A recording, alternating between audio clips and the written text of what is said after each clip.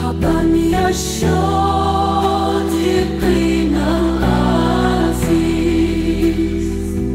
مرحبا يا الشوقين القلب الأمين.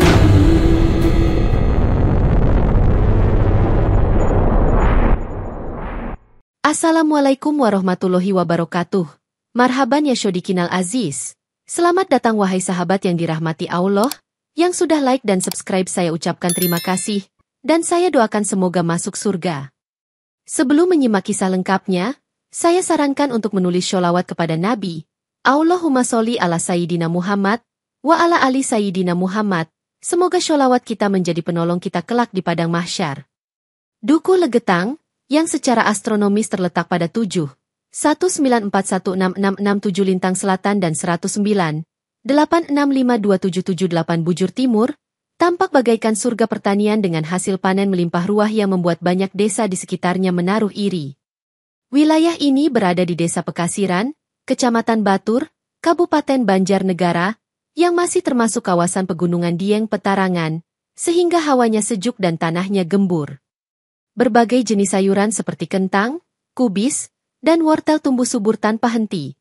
Bahkan saat daerah lain mengalami gagal panen karena cuaca ekstrim.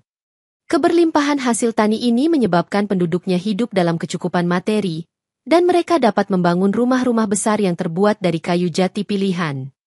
Kemudahan mendapatkan rezeki membuat penduduk mulai merasa sombong, hingga lupa bahwa segala nikmat berasal dari Allah semata. Setiap pagi, jalanan dipenuhi pedagang yang hendak membawa sayuran ke pasar, sementara kuda beban dan truk kecil berlalu lalang di tengah kabut Dieng yang tebal. Di antara mereka, terdapat para petani sukses yang kerap memamerkan kehebatan ladang masing-masing, serta tak segan membanggakan hasil panen di hadapan para pendatang.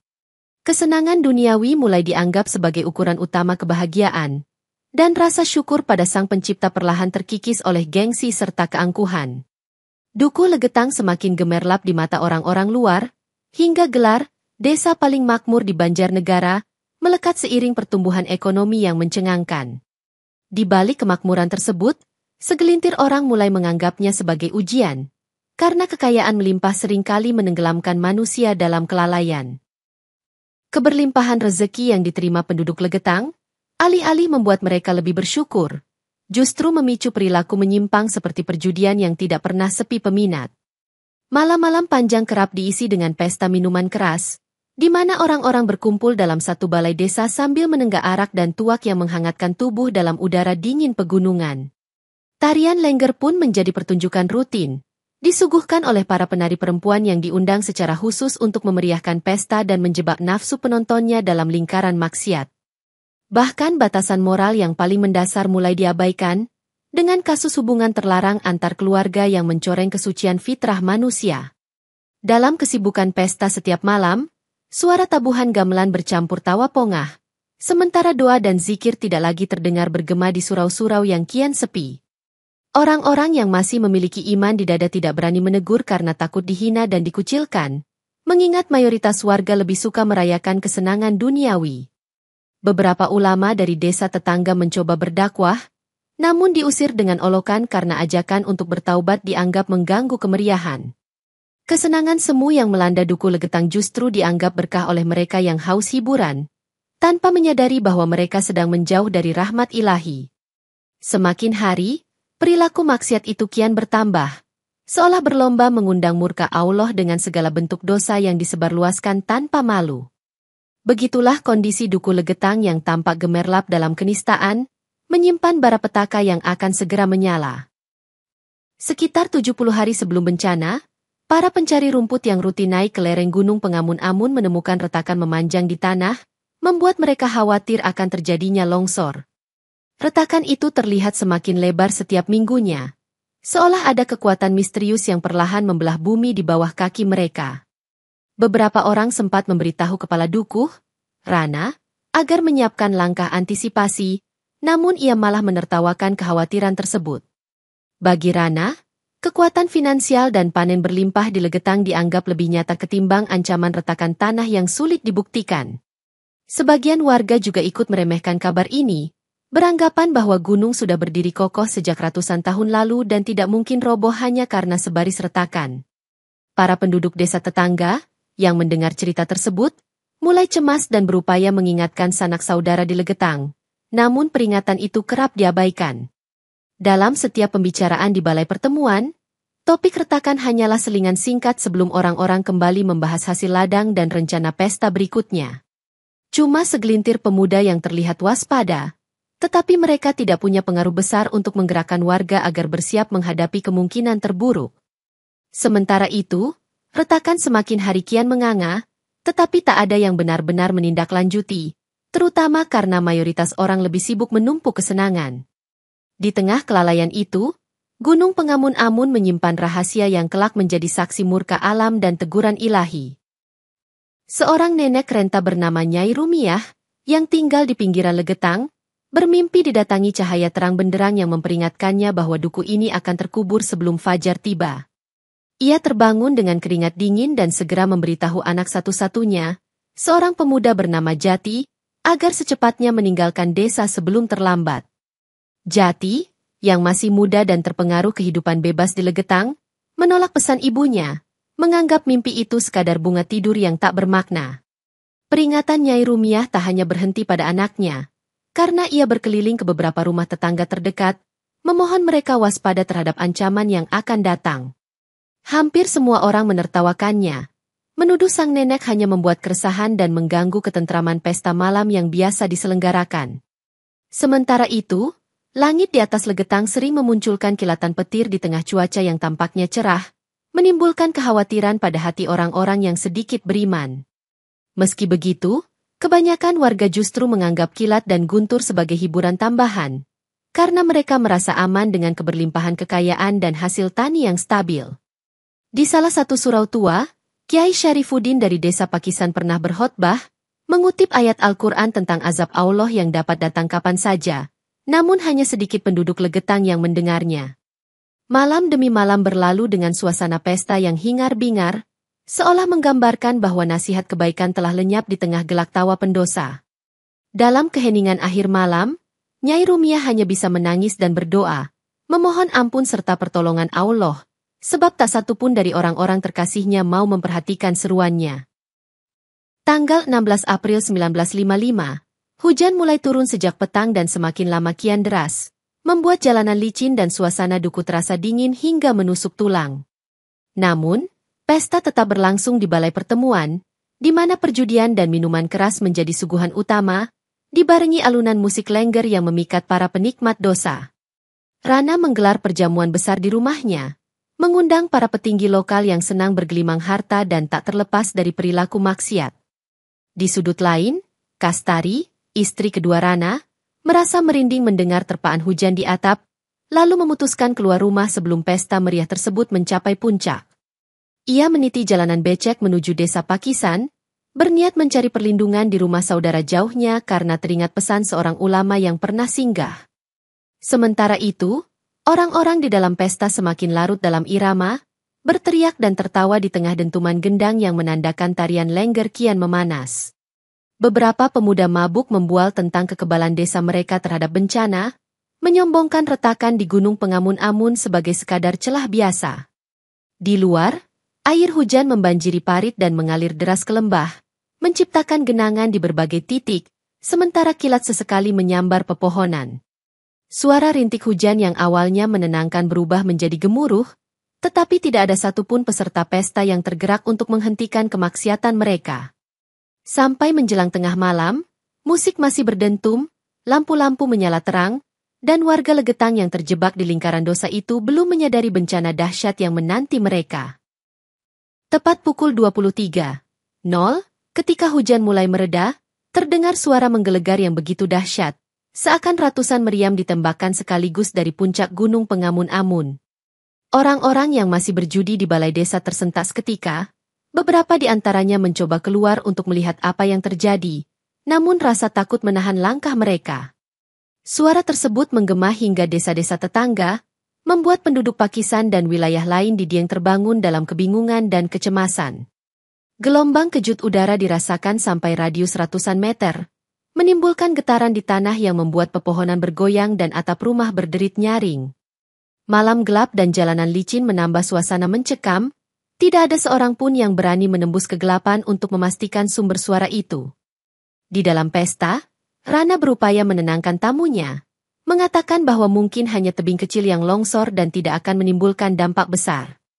Namun, beberapa detik kemudian, terdengar gemuruh susulan yang diiringi getaran lebih kuat, membuat beberapa orang jatuh tersungkur karena hilang keseimbangan. Rasa takut menyergap semua orang. Tetapi mereka tak sempat menyelamatkan diri karena pada saat itu tanah di sekitar mereka mulai bergeser. Kegelapan dan teror bersatu padu, memaksa mereka menjerit tanpa henti, sementara bangunan rumah yang tegak sejak lama mulai retak dengan suara memekakkan telinga. Itulah awal malapetaka yang menandai kehancuran Duku Legetang, di mana maksiat bersua dengan azab yang datang bak petir di tengah malam. Pagi hari tanggal 17 April 1955, ketika kabut mulai menipis, warga di sekitar Dieng merasa penasaran dengan suara dahsyat semalam dan bergegas keluar rumah untuk memeriksa keadaan. Dari kejauhan, mereka melihat puncak gunung Pengamun-Amun telah terbelah, seolah-olah separuh gunung itu hilang tanpa meninggalkan bekas kemiringan biasa. Lebih mencengangkan lagi, sungai dan jurang yang memisahkan gunung dengan Duku Legetang sama sekali tidak tersentuh material longsoran, seolah tanah itu melompat dan mendarat tepat di pemukiman. Begitu mendekat ke kawasan Legetang, mereka mendapati dukuh yang semula merupakan lembah kini berubah menjadi sebuah gundukan besar menyerupai bukit baru. Tidak ada atap rumah, tidak ada suara manusia, tidak ada tanda-tanda kehidupan, hanya hamparan tanah coklat kemerahan yang menelan segalanya. Beberapa orang segera menyadari bahwa seluruh penduduk Legetang kemungkinan besar terkubur di bawah timbunan tersebut, termasuk sanak saudara dan teman mereka. Suasana yang tadinya ramai oleh canda dan suara pasar berganti dengan ketegangan, isak tangis, dan ratapan mereka yang kehilangan orang-orang tercinta. Teriakan histeris terdengar dari para wanita di desa sekitar yang baru menyadari bahwa malapetaka besar benar-benar menimpa Legetang. Banyak yang tak percaya bahwa begitu singkatnya waktu dibutuhkan untuk mengubur sebuah perkampungan, layaknya kiamat kecil yang hadir semalam saja. Gemetar mereka menatap bukit baru itu, menyadari bahwa azab Allah dapat datang kapan saja, terlebih saat maksiat merajalela di suatu wilayah. Meski rasa takut masih mencengkeram, sekelompok warga dari Pekasiran dan desa sekitarnya memberanikan diri mendekati gundukan tanah untuk mencari korban selamat. Mereka membawa cangkul, sekop, dan peralatan seadanya, menggali dengan harapan menemukan orang-orang yang mungkin masih bertahan hidup di celah-celah reruntuhan. Namun, setelah menggali beberapa jam, mereka tak menjumpai apapun selain bongkahan kayu rumah yang hancur, bercampur dengan lumpur dan bebatuan keras. Usaha mereka semakin sulit karena tanah di atas lembah itu menjadi sangat tebal, seolah diangkat dari lereng gunung dan dijatuhkan secara utuh ke pemukiman. Beberapa relawan yang turun tangan mulai kelelahan, sementara suasana berkabung menguat tatkala kenyataan bahwa ratusan orang mungkin telah terkubur untuk selamanya. Warga yang penasaran menggali lebih dalam di titik yang diduga bekas rumah Rana, namun hanya menemukan pecahan genting serta serpihan kayu, tanpa satu pun jasad. Terpaksa mereka menghentikan pencarian di beberapa lokasi lain, karena khawatir retakan susulan dapat memicu longsoran tambahan yang membahayakan keselamatan tim penyelamat.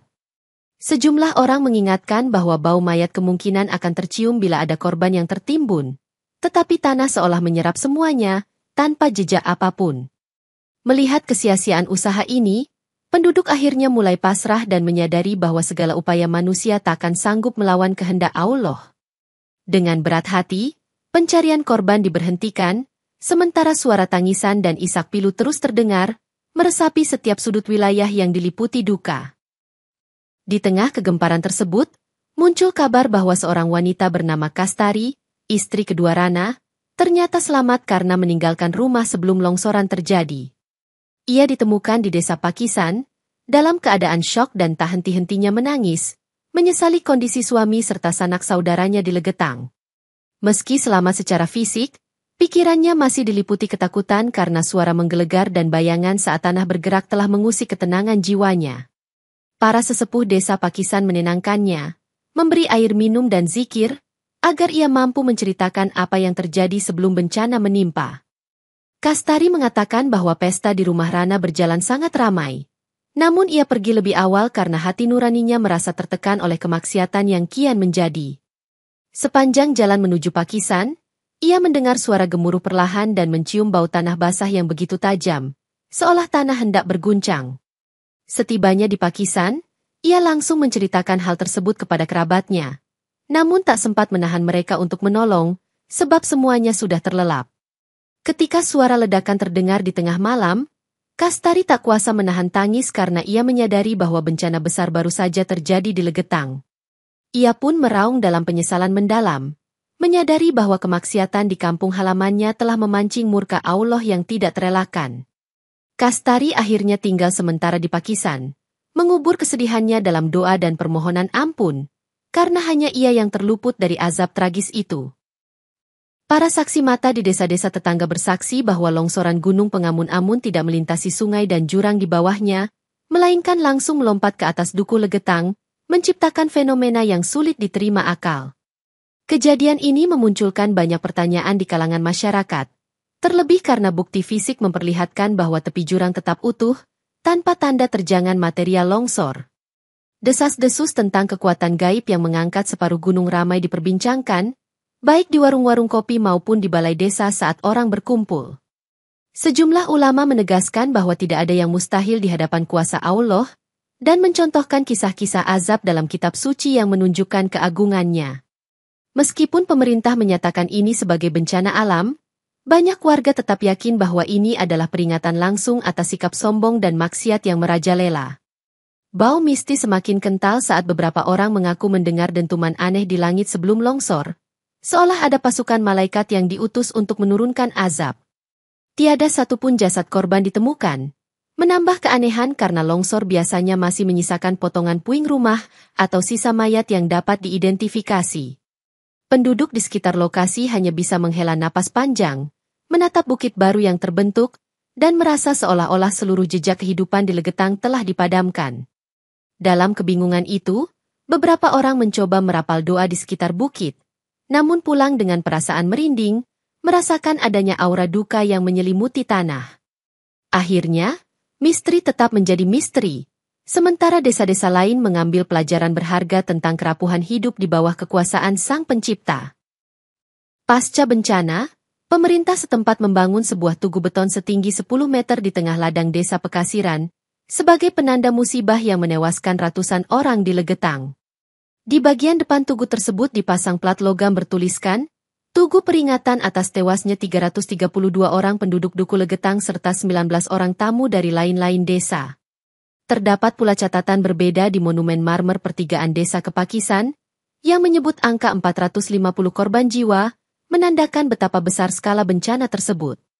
Meski data korban bervariasi, tugu itu berdiri tegak sebagai saksi bisu, mengingatkan setiap orang yang melewatinya bahwa tragedi tidak boleh dilupakan. Waktu mengikis cat pada monumen, sehingga huruf-huruf mulai pudar, namun maknanya tetap jelas bagi siapapun yang melihat. Di sini pernah terjadi kiamat kecil. Para peziarah, baik dari Banjarnegara maupun luar daerah, sering menyempatkan diri mampir, membaca tulisan di tugu, lalu merenungi kisah pilu yang menggetarkan hati. Ada pula orang-orang yang menganggap tugu itu sekadar peninggalan sejarah, tanpa menyadari bahwa itu adalah tanda nyata betapa dahsyatnya kekuasaan Allah. Seiring berjalannya waktu, lahan di sekitar tugu kembali digarap untuk menanam kentang dan kobis, sehingga hanya monumen itu yang bersuara di tengah lautan tanaman hijau.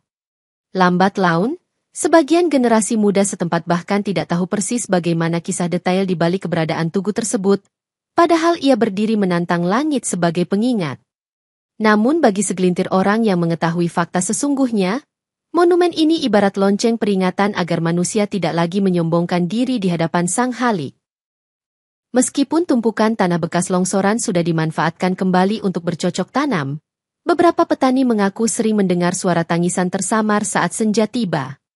Konon, ada yang melihat sosok-sosok bayangan berkelebat di antara batang-batang kentang, seolah para arwah penasaran belum juga beristirahat dengan tenang.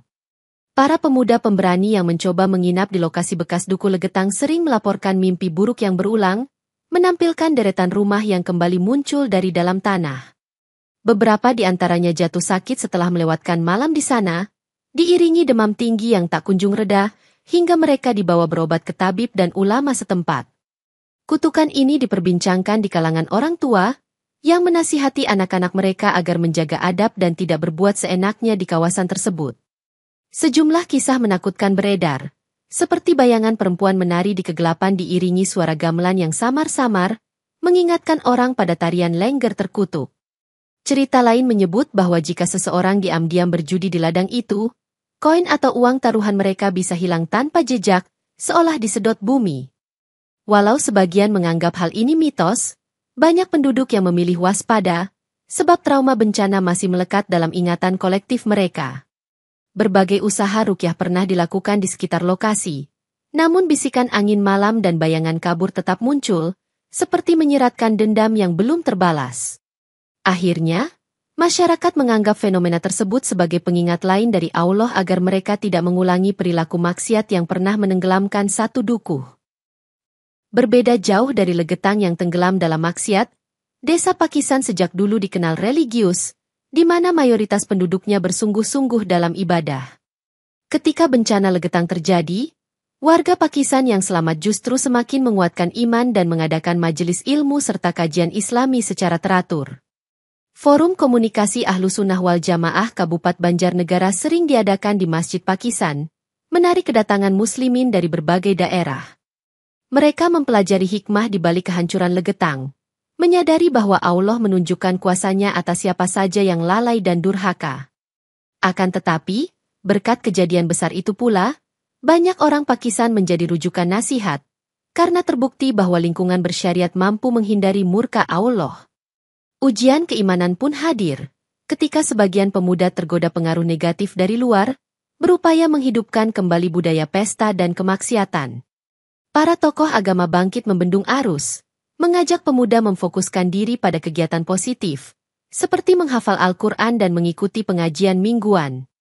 Tradisi mengenakan jilbab panjang dan cadar bagi para wanita pun terus bertahan, menciptakan suasana yang benar-benar kontras dengan kenistaan Legetang di masa silam. Dengan penuh kesabaran, masyarakat Pakisan menegakkan syariat, meskipun beberapa pihak mencemooh mereka sebagai desa yang ketinggalan zaman. Di tengah cobaan-cobaan tersebut, mereka tetap teguh, menjadikan kisah Legetang sebagai pengingat nyata bahwa kemaksiatan hanyalah jalan singkat menuju kehancuran. Setiap tanggal 17 April, malam terasa lebih dingin di sekitar bekas Legetang, dan angin berhembus kencang seakan berbisik mengingatkan manusia pada bencana silam. Kilatan petir sering muncul meski langit tampak cerah, menimbulkan decah heran sekaligus ketakutan pada penduduk yang masih ingat rentetan dosa Legetang. Di desa Pakisan, orang-orang berkumpul di masjid untuk sholat malam dan munajat, memohon perlindungan kepada Allah dari segala keburukan yang menimpa bumi. Sementara itu, para petani yang menanami area bekas Legetang mulai merasa gelisah setiap kali pergantian musim, sebab cuaca seringkali berubah tak menentu di wilayah itu.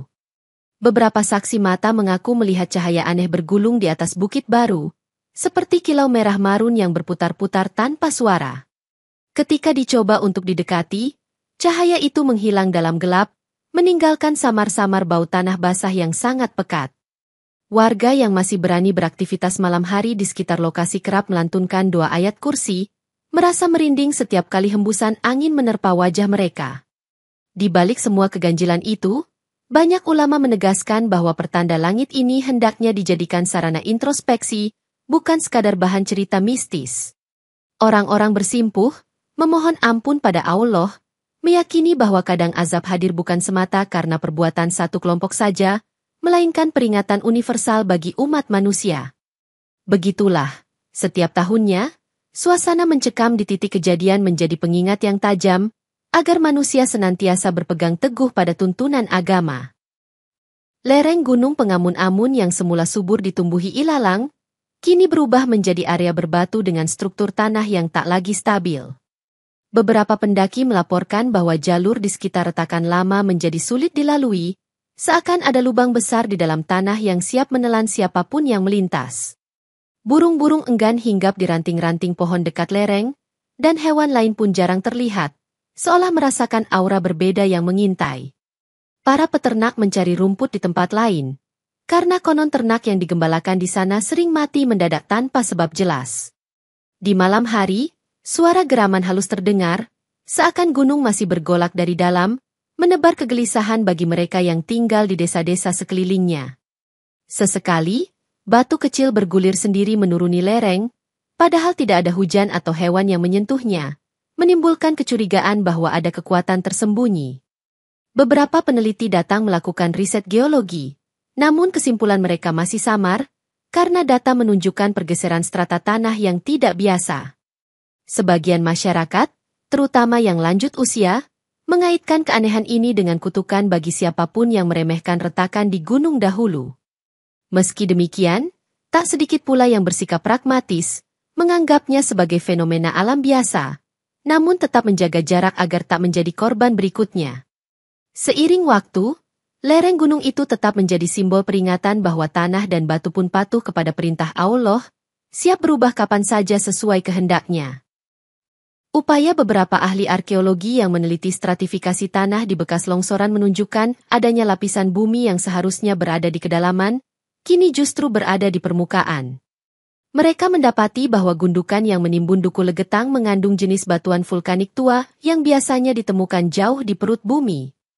Penemuan ini kian menambah tanda tanya, sebab longsor normal semestinya hanya memindahkan lapisan teratas gunung, bukan mengangkat lapisan terdalam. Meski para ahli mencoba menjelaskan dengan teori pergeseran lempeng atau fenomena aneh tektonik, mereka tetap terdiam ketika dihadapkan pada bukti sungai dan jurang yang tak tertutup material. Tak sedikit yang akhirnya mengakui keterbatasan sains, menyatakan bahwa fenomena ini tidak bisa sepenuhnya dijelaskan dengan hukum alam semata. Masyarakat mempercayai bahwa Allah lah yang mengangkat separuh gunung itu dan menjatuhkannya tepat di atas Legetang, sebagaimana firman-Nya tentang gunung-gunung yang dapat diterbangkan. Beberapa peneliti meninggalkan area dengan hati terusik, merasa bahwa ada kekuatan besar yang sedang menunjukkan kuasanya di tempat ini. Pemerintah pun memperketat izin penelitian, khawatir adanya eksploitasi informasi yang justru menimbulkan kepanikan atau propaganda mistis tak terkontrol. Akhirnya, rahasia itu tetap terkubur dalam bukit baru yang berdiri sebagai pusara massal, sementara waktu berlalu dan peringatan Allah terpatri di benak mereka yang beriman. Begitulah, kisah Legetang menjadi pelajaran berharga bahwa ilmu manusia terbatas, sedangkan pengetahuan Allah meliputi segalanya. Setiap tahun, menjelang peringatan tragedi Legetang, warga Pakisan dan sekitarnya mengadakan doa bersama di masjid-masjid, memohon ampunan dan menyalakan obor di jalan setapak. Pada malam tersebut, suasana hening terasa, angin berembus dingin, dan lentera-lentera minyak mengiringi umat yang khusyuk berzikir hingga larut malam. Masing-masing orang mengenang anggota keluarga atau kerabat yang pernah singgah di Legetang, menitikan air mata saat menyadari betapa rentannya kehidupan. Beberapa pemuka agama membacakan ayat-ayat Al-Quran tentang azab Allah yang menimpa kaum durhaka, menekankan bahwa peristiwa ini adalah pelajaran nyata bagi generasi selanjutnya. Tangisan lirih kerap terdengar di sudut-sudut masjid, terutama dari mereka yang hatinya tergetar dan merasa malu akan kelalaian diri. Di luar, kegelapan menelan bekas lokasi Legetang, seolah menampakkan kekosongan total, tanpa tanda-tanda kehidupan apapun. Rombongan jamaah sempat menabur bunga di sekitar tugu peringatan, simbol belasungkawa bagi ratusan jiwa yang terkubur, meski nama mereka tak lagi dapat dikenali. Dalam hening, doa dipanjatkan agar bencana serupa tidak kembali menimpa, dan agar hati manusia lebih kokoh berpegang pada iman dan takwa. Malam itu menjadi saksi, betapa dalam kegelapan manusia menemukan cahaya petunjuk ilahi, menyadari bahwa hidup dan mati berada di genggamannya.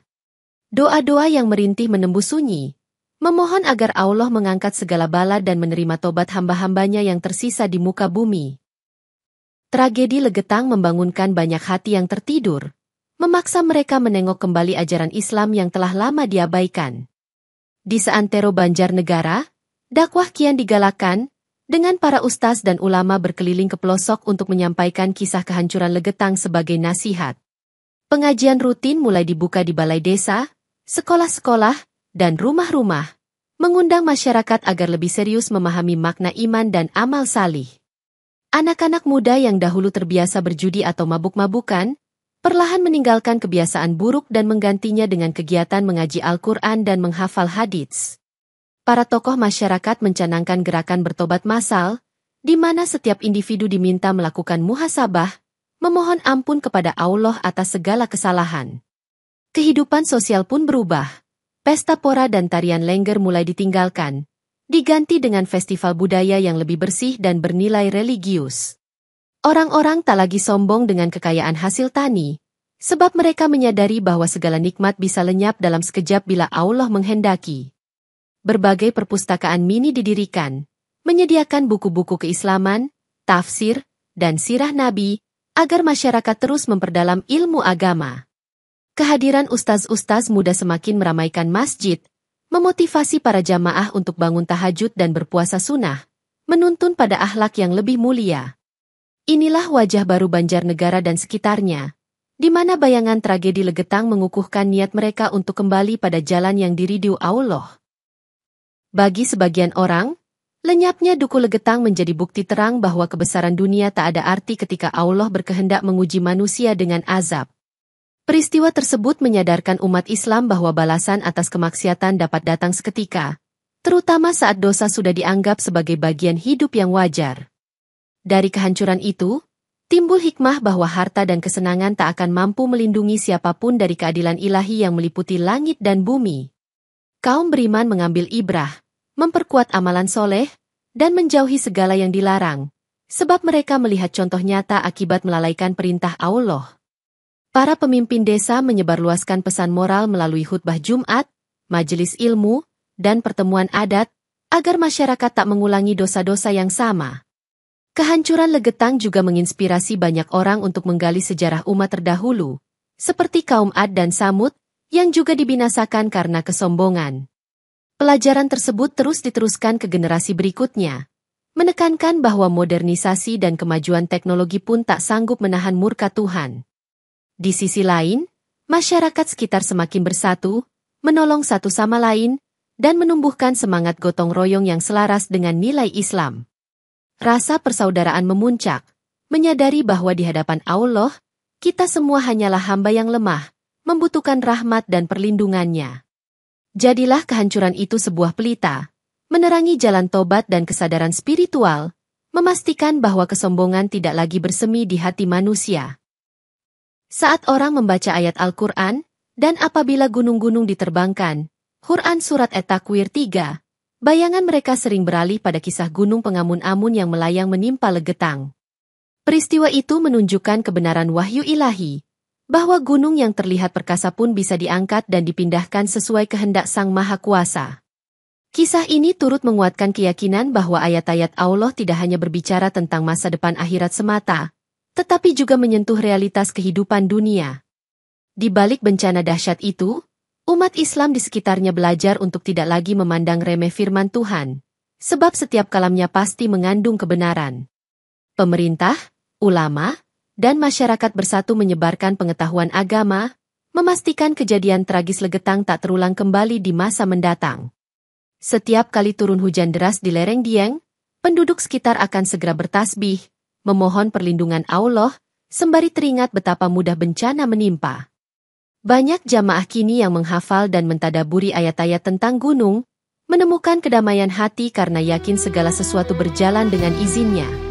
Tugu peringatan di Desa Pekasiran berdiri menjadi saksi, bahwa ratusan nyawa lenyap dalam satu malam, meninggalkan pesan agar manusia selalu bertakwa. Kisah gunung pengamun-amun pun abadi dalam ingatan kolektif, sebagai bukti nyata bahwa Allah Maha Kuasa di atas segala kekuatan alam semesta.